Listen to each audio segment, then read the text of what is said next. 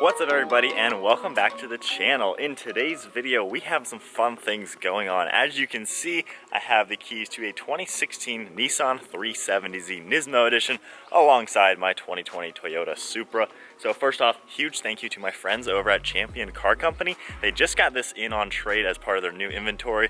Beautiful example of the Nismo 370Z, and they have 4 Zs in stock right now. So definitely check out the link to their website down in the description below. The guys at Champion always have an amazing selection of really nice high quality pre-owned cars, and I bought both of my previous 370Zs from them, and they even helped me out when I bought my Nissan GT-R. So if you are new to the channel, 2 years ago, I had a pearl white 370Z Nismo just like this one right here, and I traded that in for my Nissan GT-R. So in my opinion, I honestly think that the new Supra is kind of the new version of the 370Z. There really aren't any JDM two-door, two-seater cars out there.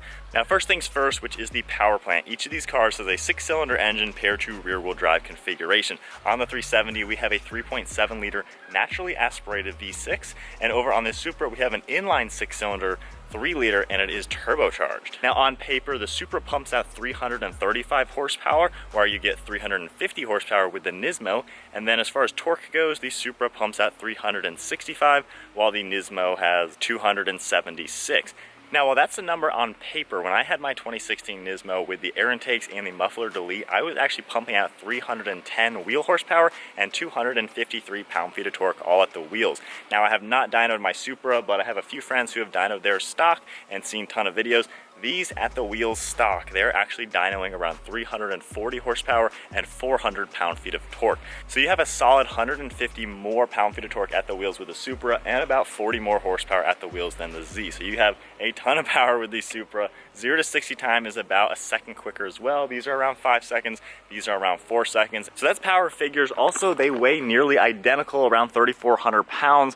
Now, as far as the overall size for the vehicles, the Supra has a smaller wheelbase than the Z. It comes in around 97 inches, while we have a 100-inch wheelbase on the Z. And then for overall length, the Supra is a little bit longer at 173 versus 167 on the Z. And then as far as width goes, they're both about the same, around 73 inches. And then the Supra is a little bit shorter at 51 inches tall, while we get 51.8 over on the Z.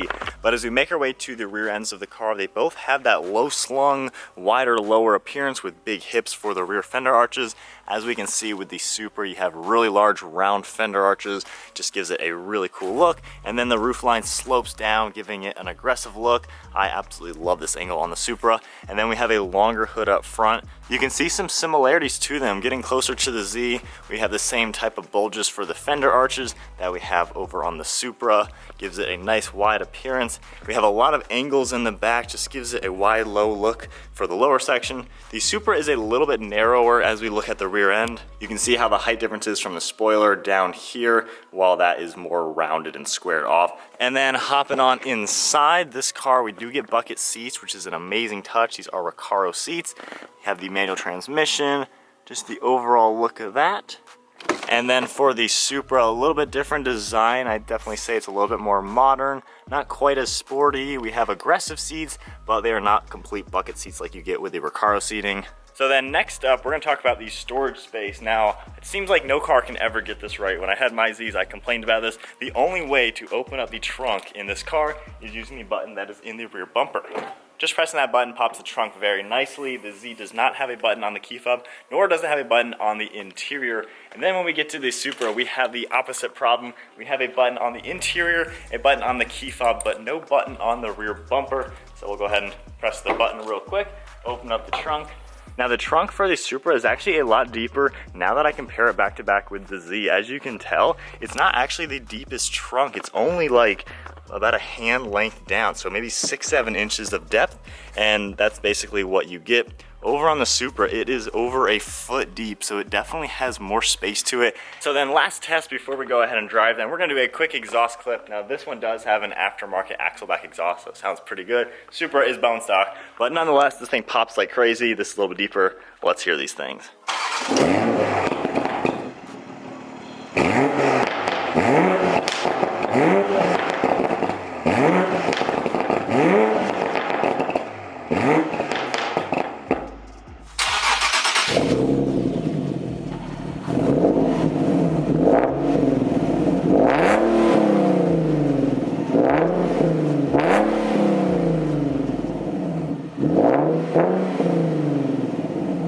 for the Z, the only sport mode that we get is a button right in front of the shifter. You hold that down for about a half a second, sport mode comes up on the dash. All that does is basically give you active rev matching. So when you downshift, it'll automatically rev match the engine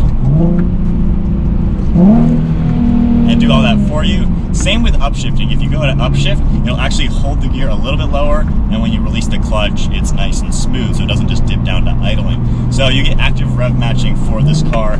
It sounds amazing, especially with an exhaust. So that is a cool feature. It doesn't add any power or throttle response or anything like that. It just makes going through the gears just a little bit easier. So as far as acceleration, we're down a lot of power between this and the Supra.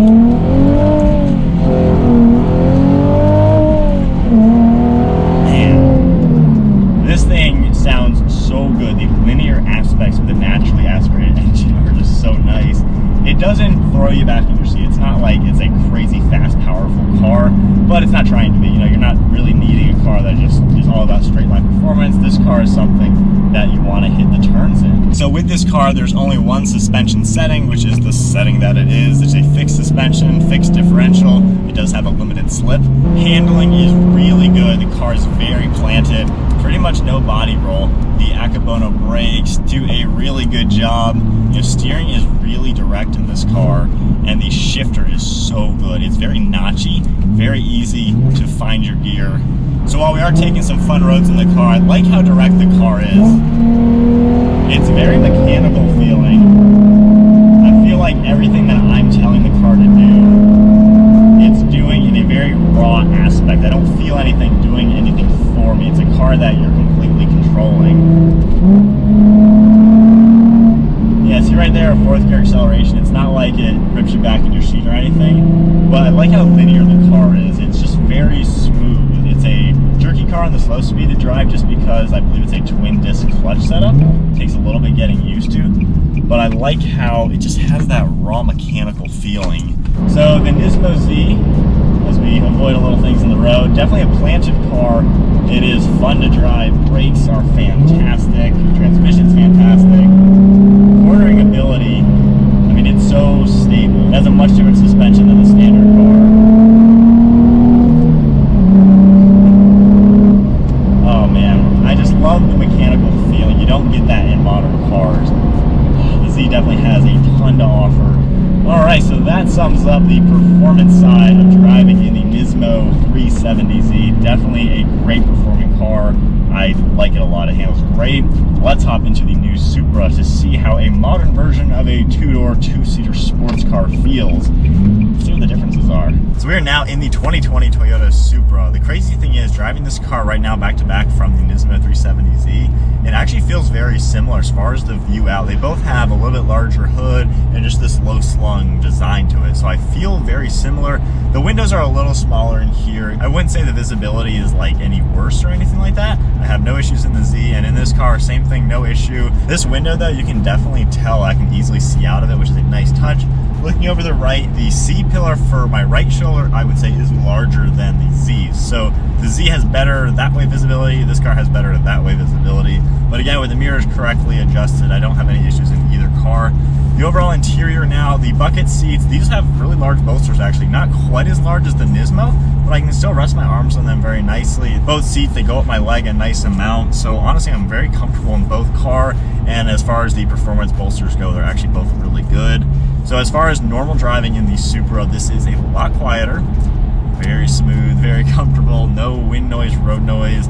The Z is a little bit harsher, and again, this is 10-year technology difference. That's a big, big difference as far as cars go. So this is very refined in the normal settings. This transmission, of course, we're in drive right now. We can bump it over into manual mode. I can shift using the actual shifter down here, or use these steering wheel mounted paddle shifters. Now this car has a sport mode button right here. That does quite a lot in this car. It opens up the exhaust valve, it sharpens up the throttle response, the suspension actually gets stiffer, and then on top of that, the steering wheel gets a lot firmer feeling when you are doing that. So this sport mode does quite a lot for the car. We'll leave it in sport mode as we do the fun stuff. As far as acceleration goes for this car, wow. This is way faster than the Z. Wow. That is a ton ton of torque difference with a similarly weighted car. Wow. 4th gear, my goodness. So this car is quick. This is very, very quick. And being a turbocharged car, as far as modifications go, a simple tune gets us over 400 wheel horsepower. And then you do a downpipe and a tune and just a few bolt-ons, spending the same amount of money. This thing's going to be a 500 horsepower car. You're going to be at 350 on the Z. So tuning potential, being that this is a turbocharged car, is definitely better in this car. Wow. Alright, so for me, I'm obviously used to going from the GT-R to this. So I'm used to the GT-R doing that and then this being pretty quick. This is like the same differences that I experience on a daily basis with those two cars versus now this and the Z. So that is cool. I do love the power. That is fun to play with. You cannot argue that. With the Supra, when you go into quick turns, the steering is amazing. It goes exactly where I want to go. There's nothing vague about that. The brakes do really well. And you have so much power. Wow. Getting up out of the turn. That is impressive. Brakes are good too, though.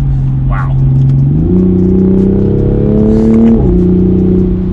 And I like how this 8-speed is actually super quick, so you can utilize all of this power. You really can use it because it's so quick as far as shifting goes, upshifting and downshifting.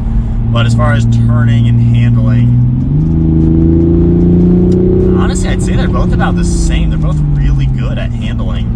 I mean, they're similar sizes, similar weights, everything is very similar. I think the only difference is with this car, you know, when you punch it out of the turn, you get up to some speed because it's got a lot more power. And then braking, both is pretty much identical. I don't notice anything different between the two brands of brakes. They both seem to do a really good job. And then that same higher speed turn. Wow. Very planted. I mean, both are really good. Now you do lose a little bit of the old school drama in this car. I wouldn't say it's much though. The Z, you can tell it's mechanical. You know, you have a manual shifter, you got the clutch that makes a little bit of noise. It can be jerky doing some shifting, and it's just very, very real feeling. The steering is kind of weighted differently. This one, obviously pressing a button tightens it up a lot, but you can tell that the steering is a little bit different. I wouldn't say there's that big of a difference though. Yeah, I don't know. Honestly, they both handle really well. They're both fun to drive sports cars. While you only get an automatic in this, I can't really say that's that big of a downfall. I wouldn't mind a stick shift in this car. I think that would just be insane. That would really liven this up to be even a crazier car than the Z as far as the drama goes. So while this has an automatic, it's such a good transmission that I can still use all the power.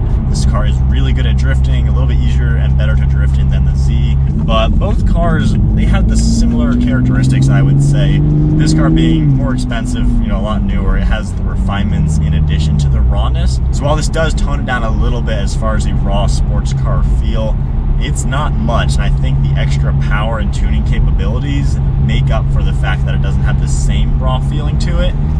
But it's, I don't know, it's still such a fun car. I love this car. I'm super glad I bought it, and I definitely love kind of all the characteristics of this. So I think with my conclusion saying that the Supra is the new version of the Z, I think that is totally accurate. I don't know how many of you guys have driven these two cars back to back, but all the fun characteristics that you find in the 370Z, especially the Nismo edition, I find in this car too. It's dramatic, it's fun to drive, it handles so well. It's a two-seater, two-door, that hunkered down sports car feeling and configuration. But then this car has all the modern technology that have to make this car the way it is. But with this, you get all the new stuff, you get the refinements, the luxuries, just the technology side of things. And I like how with the new Supra, they haven't sacrificed the fun to still get all those things. So I think that's about going to wrap up the video comparing the Nismo 370Z to the 2020 Toyota Supra. Both cars are pretty awesome, as you can tell in this video. They have so many similarities and then so many differences. But I think that's about it. Once again, huge thank you to Champion Car Company. They provided that 370Z for today's video. I have another video planned for the car, just more of a review on it. But definitely a massive thank you to them for letting me take the car for the day and do some comparisons with them. So I hope you guys enjoyed today's video. Don't forget to give it a huge thumbs up as I pass a little moped. Subscribe to our channel, stay tuned for plenty more content to come, and check out our merchandise. I'm wearing one of our new Supra hoodies. We still have 370Z merchandise. I'm not going to discontinue that because I might be adding one to the garage sometime next year, and we have Toyota Tacoma stuff and GT-R stuff as well, so definitely check out all of that. But that is going to wrap up today's video. Is the new 2020 Toyota Supra the modern 370Z Nismo? Absolutely. If it had a manual, it would be 100% the modern version. But given what it is, this hands down is the next most fun, best two-door, two-seater JDM car. So anyways, I will see you guys next video.